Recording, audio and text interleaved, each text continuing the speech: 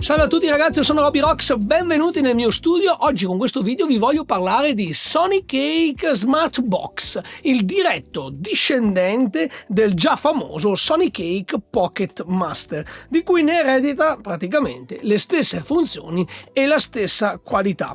È cambiata cosa? Naturalmente la dimensione, quindi il form factor, la possibilità di avere ovviamente accesso ai vari blocchi effetti direttamente da qui e questi due naturalmente pulsanti che ci rendono la navigazione e l'utilizzo del pedale stesso in maniera molto più semplice e molto più adatta, diciamo, a stare in una pedaliera. Sonicake è un'azienda del gruppo Otton Audio che si occupa di sviluppare prodotti entry level. Lo Smart Box infatti viene venduto solamente negli store di grande distribuzione, quindi lo trovate solamente ad esempio su Amazon o su AliExpress per circa 80-90 euro. Vi lascio il mio link affiliato a Amazon qui sotto in descrizione. A voi non costerà assolutamente nulla di più, però naturalmente se utilizzerete quel link lì per l'acquisto aiuterete e sosterrete il mio canale e io vi ringrazio.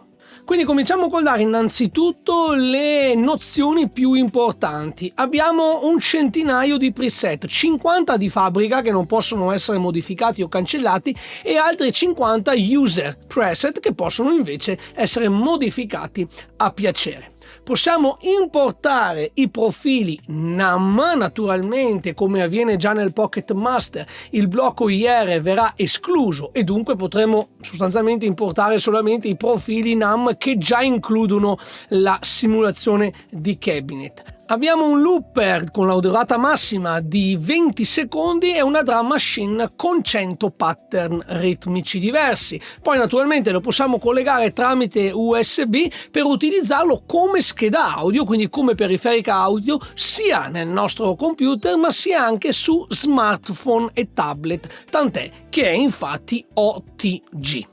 Naturalmente, come già avveniva per il predecessore Pocket Master, anche lo Smart Box ha una batteria al litio interna da 2000 mAh che gli permette di funzionare, come vedete ora, senza cavi, senza alimentazione esterna, fino ad un massimo di 4 ore circa.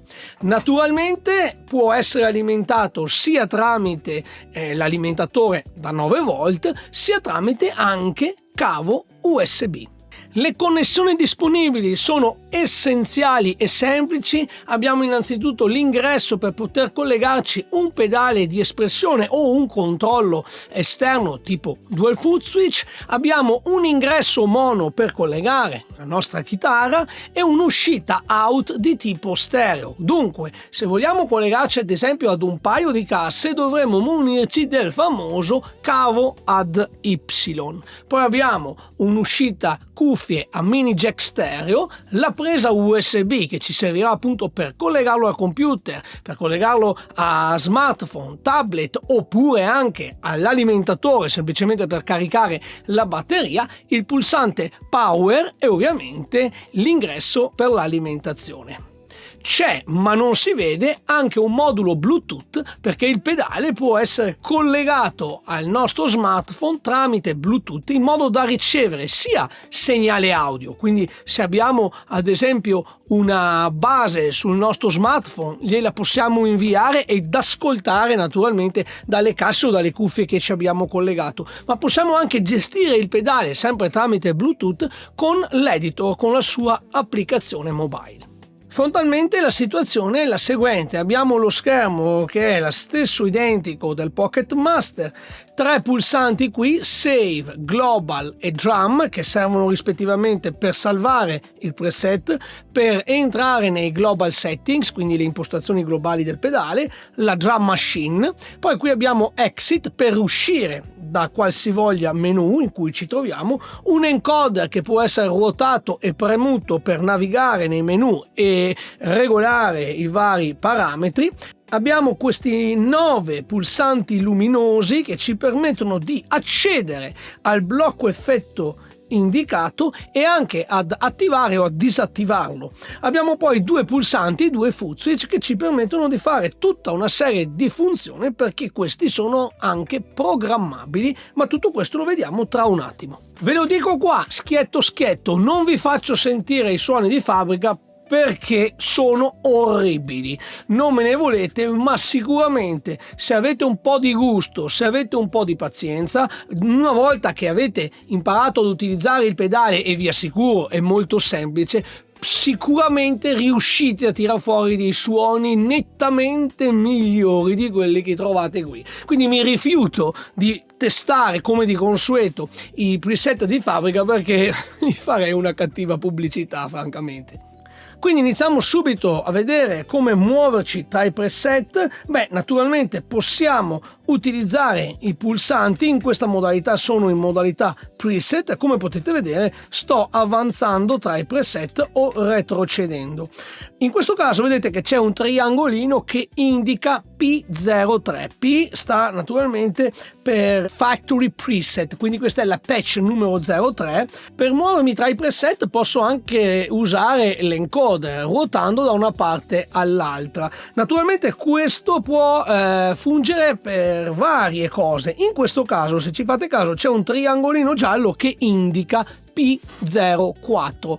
Significa che ci troviamo sul preset 4 dei preset user, quindi questi sono tutti i preset che possiamo modificare, cancellare. Per esempio, se vado sul P01 troviamo questo RR Dist, che è il mio preset di esempio che mi sono fatto. Se scendiamo sotto il P01, ecco che troviamo F50, F49.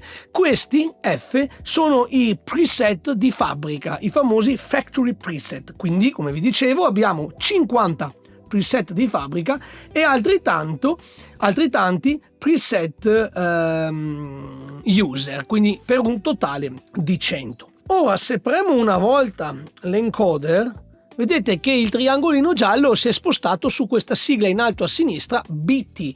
Questo mi permette di accendere o spegnere il modulo Bluetooth sempre ruotando l'encoder. Se premo un'altra volta passo invece su questo simbolo di altoparlante. Questo invece regola il master volume di tutto quanto il Sonicake Smart Box, è il controllo del volume generale. Premo un'altra volta e ritorno nella selezione del preset. Posso accedere ai Global Settings premendo il pulsante Global. Ora abbiamo tutta una serie di parametri che vediamo sulla riga in basso e li posso sfogliare tutti questi parametri continuando a premere il pulsante Global. Se mi posiziono nel primo level, quando vado a muovere il encoder vado a regolare in questo caso il livello in ingresso, input level, utile ad esempio se devo adeguare il volume in base alla chitarra, in base ai pick up. Posso andare a regolare il volume di uscita USB, posso andare a configurare il pedale di espressione, posso andare a regolare anche la luminosità del display. Ora l'ho abbassata di molto perché altrimenti se no non si vedeva, e via dicendo. Se voglio uscire premo Exit. Stessa cosa dicasi ad esempio per la drum machine. Per la drum machine premo Drum ed ecco che entro dentro nella drum machine. Come potete sentire sta funzionando. Se voglio accedere alla modifica del tempo o del pattern, premo e tengo premuto il pulsante Drum ed ecco che entro dentro nel menu di Drum Machine. Anche qui posso scegliere il pattern ritmico, il volume, il tempo e quant'altro. Qui nel primo parametro posso decidere di spegnere o accendere e con Exit torno sempre al menu principale. Ma la cosa che ci interessa a noi è l'utilizzo, la creazione di un preset, ed è veramente molto semplice grazie ai 9 pulsanti che troviamo lì. Diversamente infatti dal Sonicake Pocket Master, che era veramente molto piccolo, qui abbiamo accesso a tutti i blocchi che compongono la catena effetto nell'ordine in cui si trovano di default direttamente da qui. Ad esempio, se voglio entrare nel menu di modifica del blocco amplificatore che troviamo qui, mi basta premere una volta il relativo pulsante ed ecco che vengo trasportato direttamente nel blocco amp, dove posso con l'encoder ruotare per scegliere il parametro che voglio modificare, ad esempio gli alti, seleziono il parametro, regolo a piacere, confermo premendo di nuovo, mi sposto in un altro parametro tipo ad esempio questo qui che è il volume dell'amplificatore, seleziono il parametro, lo regolo a piacere e confermo. I blocchi possono essere accesi o spenti semplicemente continuando a premere lo stesso pulsante. Ad esempio qui ci troviamo nel blocco amp, premo di nuovo per spegnerlo, premo di nuovo per accenderlo. Molto semplice. Se voglio ad esempio modificare il riverbero, clicco su Reverb, vengo trasportato direttamente nel blocco riverbero, l'ultimo, alla stessa identica maniera posso spegnerlo, posso accenderlo, posso andare a fare tutte le modifiche del caso. Una volta che ho finito di fare le modifiche, premendo Exit, ritorno sempre nel menu principale. Come avete visto è veramente molto semplice ma soprattutto molto veloce, perché questi pulsanti un po' in stile Moer ci permettono di accedere direttamente alle finestre dedicate di ogni singolo blocco. Ecco, attenzione, gli effetti possono essere spostati nell'ordine che vogliamo ma con alcune limitazioni. Significa che possiamo spostare solo alcuni di questi blocchi.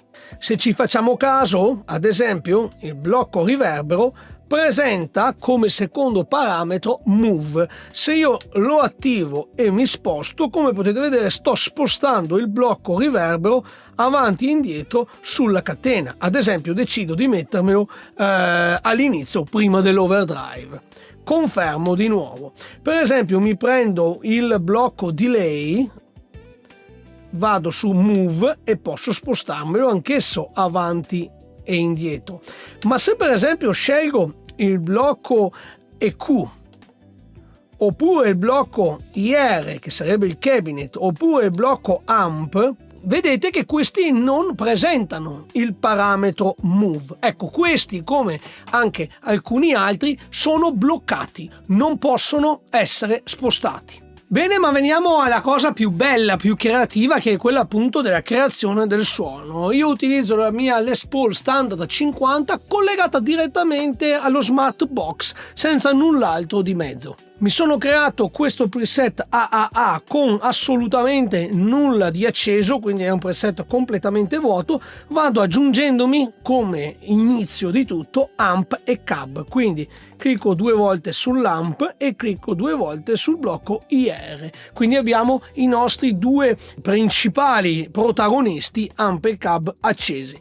Partiamo dal blocco amplificatore e posso naturalmente come primo parametro scegliere uno dei vari amplificatori già inclusi. Ad esempio questo Jazz 120 si rifà al Roland JC 120. Ad esempio se vado avanti e scelgo, che ne so, questo qui Brit 800, questo sicuramente si rifà a un GCM 800 Marshall.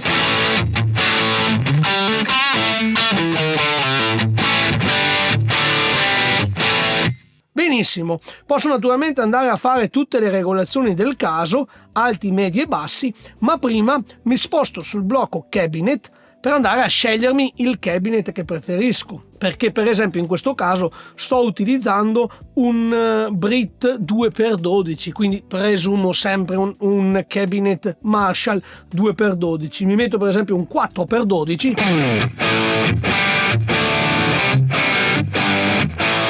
Vedete come cambia molto ovviamente in base alla scelta del cabinet. Naturalmente non possiamo fare molte regolazioni, possiamo semplicemente andare a regolare il volume, quindi tutte le regolazioni che comunemente siamo abituati a vedere, tipo high pass, low pass, la regolazione del microfono, la distanza o il tipo di microfono. Ovviamente queste cose si trovano nei modeler di fascia più alta. Qui siamo naturalmente naturalmente in casa Oton Audio. Vi ricordo che Sonicake, Valeton e Oton Audio fanno parte dello stesso brand, quindi naturalmente qui siamo a livello entry level, quindi le opzioni sono anche ovviamente inferiori.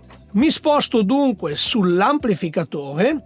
Posso andare a fare qualche regolazione sui volumi, sugli alti, i medi, i bassi. Vediamo un po', per esempio mi tiro indietro un attimino le alte, aumento di poco la presence, vediamo.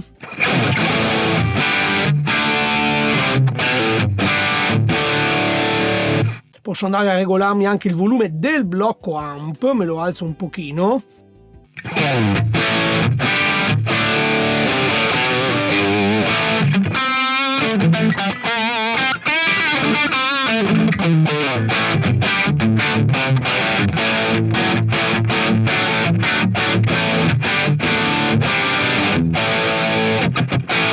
Posso andare ad aggiungere anche un blocco equalizzatore, lo attivo premendo di nuovo, scelgo il tipo di EQ, guitar EQ, bass EQ, per esempio mi metto un guitar EQ. Qui abbiamo i vari tagli di frequenza, per esempio potrei decidere di tirarmi su le 800 Hz da dargli un po' di suono un po' più legnoso, tiro indietro le 125 di un poco in modo da sgonfiarlo e magari che ne so, abbasso anche un po' le alte che magari potrebbero dare fastidio.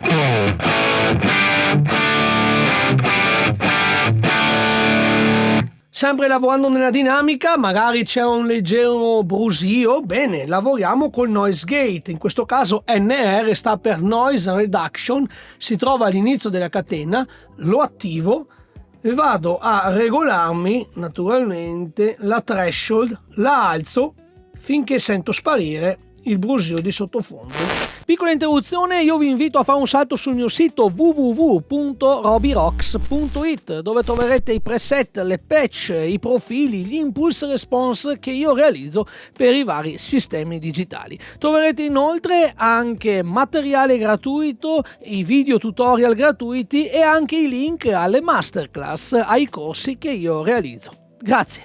Regolo il tutto aggiungendo un po' di riverbero, scelgo come tipo di riverbero Church, a me piace molto, aumento un po' il mix e magari attivo le trail, molto interessanti perché mi permettono di far proseguire le code di riverbero anche quando lo spengo, e magari il decay, quindi la lunghezza, la abbasso di un attimino. Direi che è veramente troppo, forse ho sbagliato, quindi il mix invece di aumentarlo è meglio forse se lo abbasso, me lo metto lì intorno ai 18.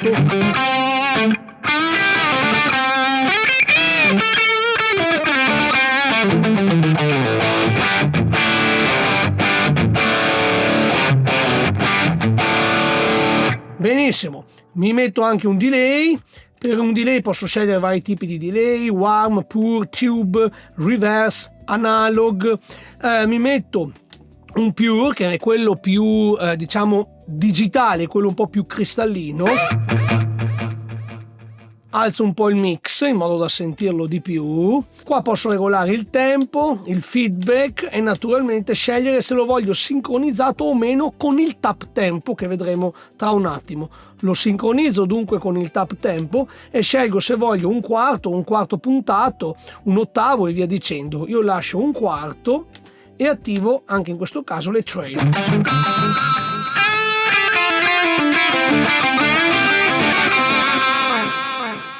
Posso decidere anche di aggiungerci, che ne so, un tremolo o una modulazione.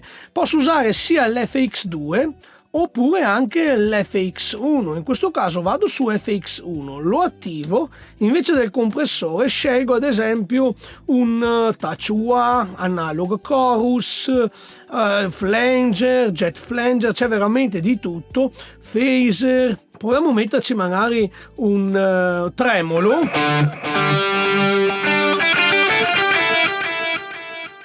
Aumentiamo la depth così lo sentiamo maggiormente, lo mettiamo lì così, aumentiamo di poco il rate, benissimo. mettiamo ancora il rate e anche la depth la mettiamo al massimo a sto punto.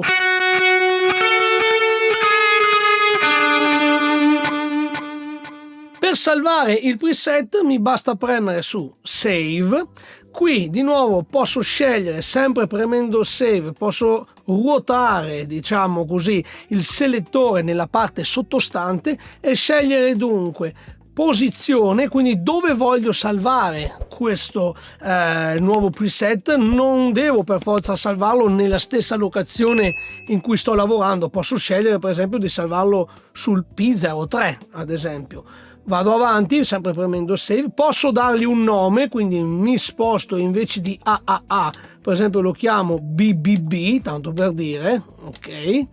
Più avanti ancora posso scegliere il volume della patch, quindi il volume non globale ma solo e unicamente di questa patch qui, e posso scegliere anche il BPM, ovvero la velocità, nel caso stia utilizzando questo preset per un brano a tempo. Quando ho fatto tutte le regolazioni premo e tengo premuto Save ed ecco che il nostro preset BBB è stato salvato sulla patch 03. Fin qua, come potete vedere, è molto semplice, ci manca solo un paio di cose da vedere. Innanzitutto l'utilizzo e la programmazione dei foot switch. Come vi dicevo, infatti, questi due foot switch sono dei foot switch multifunzione. Significa infatti che possono svolgere varie funzioni e possono anche essere programmate. In questa modalità, quando sono di colore bianco, sono in modalità preset e ci permettono di avanzare o di retrocedere. Questo lo avevamo già visto. Se premo e tengo premuto il foot switch di sinistra, entro nella modalità BPM, ovvero nella modalità tap tempo. Ora per esempio abbiamo un tempo di 120. Se do un tempo più lento, o questo o quello, non cambia nulla. Per uscire dalla modalità tap tempo mi basta di nuovo premere e tenere premuto il pulsante di sinistra. L'altra modalità che abbiamo è la modalità stomp. Premendo e tenendo premuto il pulsante di destra entro nella modalità che mi permette di accendere e spegnere singoli effetti o insieme di effetti. Facciamo un esempio: spegniamo il tremolo, spegniamo il delay e teniamo accesi naturalmente solamente amplificatore, equalizzatore, riverbero e noise gate. Supponiamo che io voglio programmare questo pulsante perché mi attivi e disattivi il delay e questo pulsante perché mi attivi e disattivi il tremolo. Molto semplice, mi basta andare su delay e impostare l'accensione con questo pulsante. Poi mi basta andare su FX1 e impostare l'accensione e lo spegnimento con questo pulsante. Ora se faccio exit andrò ad accendere rispettivamente il tremolo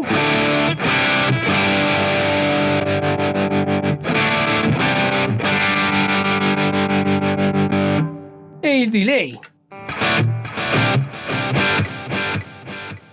Chiaramente questi pulsanti possono essere programmati per accendere e spegnere anche insieme multipli di effetti.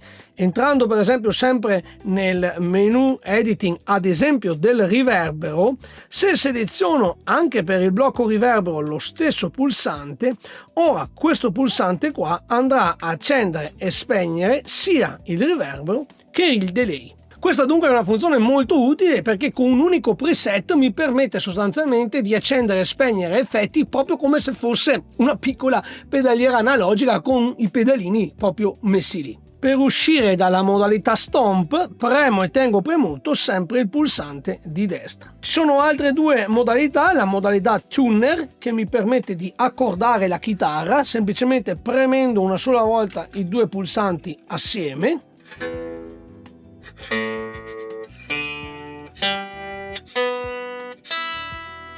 Per uscire nuovamente premo uno dei due pulsanti, oppure il looper, premo e tengo premuto i due pulsanti per entrare nella modalità looper. Anche qui è molto semplice: con il primo pulsante registro, gli do play oppure faccio l'overdub, ovvero la sovraincisione.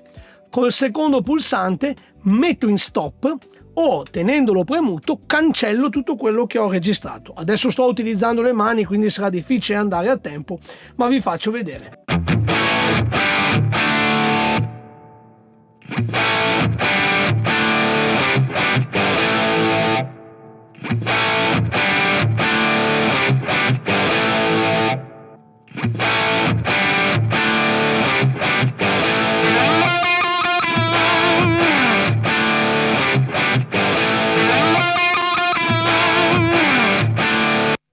Se tengo premuto cancello tutto quanto quello che ho fatto. Poi naturalmente qui in alto abbiamo la possibilità di regolare il volume di registrazione, il volume di playback, quindi il volume di uscita. Possiamo scegliere anche se il looper deve essere posizionato pre o post. Cosa significa? Se vogliamo che la registrazione avvenga prima della catena effetti, quindi registreremo il segnale dry della nostra chitarra, oppure la vogliamo messa dopo la catena effetti, ossia andremo a registrare tutto il segnale già processato.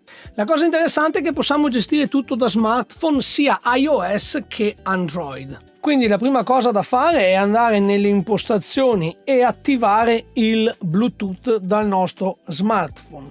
Dobbiamo poi attivare il Bluetooth dal Sonic Cake, quindi ci posizioniamo in alto a sinistra e ruotiamo l'encoder, dopodiché facciamo partire l'applicazione Sonic Link, che naturalmente è scaricabile dallo store del proprio telefono. Facciamo search, lui controlla ed ecco che ha già trovato il smart box. Lo seleziono, gli do connetti al device. Voilà, adesso il mio smartphone è connesso direttamente con Smartbox. Qui possiamo andare naturalmente a regolare il volume della patch, possiamo accendere, spegnere gli effetti, possiamo regolare anche questi effetti e addirittura anche spostarli semplicemente trascinandoli da una parte all'altra. Vedete che naturalmente tutto quello che facciamo si ripercuote in maniera attiva subito nel pedale. Anche se lo faccio al contrario, se accendo e spengo le cose da qui, le cose cambiano direttamente anche sul telefono, sono sincronizzati in tempo reale. Quindi qui abbiamo tutte le impostazioni per ogni singolo blocco, quindi la possibilità di regolare tutti i singoli parametri. Possiamo scegliere i preset direttamente dal menu a tendina in alto, salvare. Ovviamente possiamo entrare nella drum machine, quindi selezionare la drum machine, il tempo, il volume e anche i global settings li troviamo tutti quanti qui. Troviamo esattamente le stesse identiche cose, solo che ovviamente le troviamo in formato editor sul tablet o sullo smartphone. Diventa sicuramente più fruibile, soprattutto quando dobbiamo scrivere il nome del preset, sicuramente è molto più semplice da smartphone. Naturalmente possiamo fare il firmware update, possiamo fare il backup, importare, esportare i nostri preset e caricare fino a un massimo di 5 impulse response e 5 profili NAM. Tutto questo si fa naturalmente con il computer e ci serve un cavo USB. Dunque ho collegato lo smart box al mio computer con cavo USB e mi sono scaricato dal sito ufficiale l'applicazione Sonic Cake Manager ed eccola qui. Adesso naturalmente è connesso, qui posso fare il firmware upgrade, da qui invece ho il file manage dove posso caricare e importare, esportare preset, posso caricare fino a, come vi dicevo, 5 profili NAM e 5 IR. È veramente molto semplice, mi basta selezionare lo slot e cliccare su import. Si aprirà naturalmente la finestra sul mio computer dove dovrò andare a selezionare il file che voglio importare. Lo stesso dicasi per i profili NAM e lo stesso dicasi per i preset. Molto semplice. Una volta che avremo importato quello che ci serve, ce lo ritroveremo direttamente sullo Smartbox e questa applicazione qui non ci servirà più. Piccola parentesi per quanto riguarda i profili NAM. Naturalmente per caricare un profilo NAM dobbiamo andare nel blocco amplificatore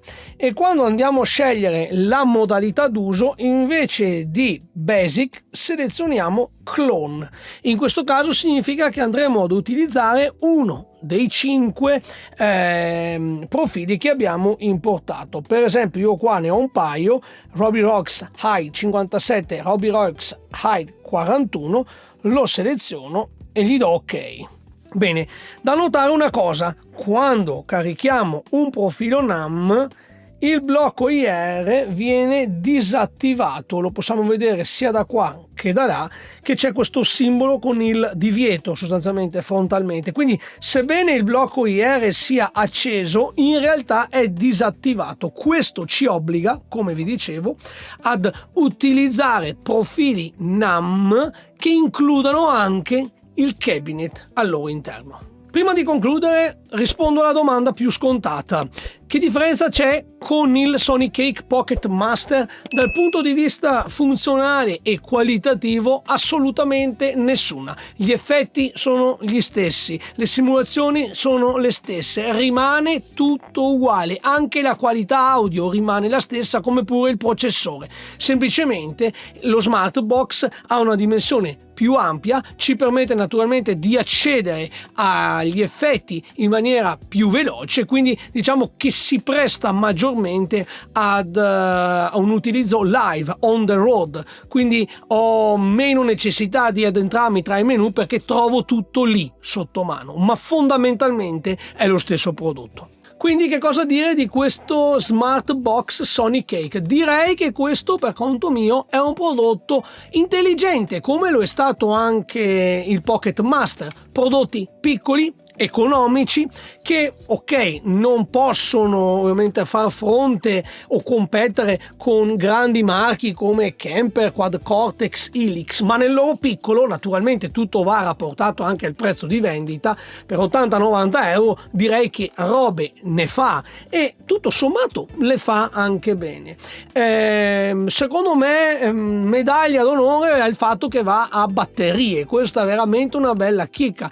4 ore significa che io me lo metto in carica e poi quando vado a casa posso permettermi di suonare liberamente senza cavi in cuffia. Mi bastano 2 cavi, uno della chitarra e uno magari delle cuffie. Fine, stop. Quindi è veramente una cosa comoda. È comodo anche integrato in pedaliera, perché non avendo alimentatori esterni e funzionando per 4 ore significa praticamente che non ho problemi di massa, non ho problemi di loop, quindi meno ronzii, meno rumori. Ecco, la costruzione è solida, sebbene sia di plastica, è comunque solida, e il fatto che si trovi ad essere in questo formato dual stomp, chiamiamolo, secondo me si presta molto all'utilizzo live, di più del Sonicake Pocket Master. Quello lo vedo più proprio pocket, da tasca, da portarmelo in giro. Questo invece lo vedo più da pedaliera. Il funzionamento, come avete visto, è praticamente lo stesso, le funzioni anche, però direi che in questo caso Sonicake ha voluto fare proprio un salto qualitativo dal punto di vista strutturale, dal punto di vista proprio dell'utilizzo, perché ripeto, come processore e come effetti e qualità rimane comunque la stessa. Può essere comunque una bella idea, una buona cosa per chi si avvicina per la prima volta al digitale, non vuole naturalmente far fronte a spese ovviamente molto più esose. Si pensi a un Kemper Player che sta sui 600 euro o a un Nano Cortex che sta sui 500, qui ci troviamo sui 90 euro. Direi che quindi è un po' alla portata di tutti. Detto questo, ragazzi, spero che il video vi sia piaciuto. Ho cercato di dare le informazioni principali su questo pedale. Vi ricordo che ho fatto anche una live stream dove sono andato a vedere, approfondire di più tutte le varie funzioni e a confrontarlo con il diretto concorrente, vale a dire con Valeton GP50.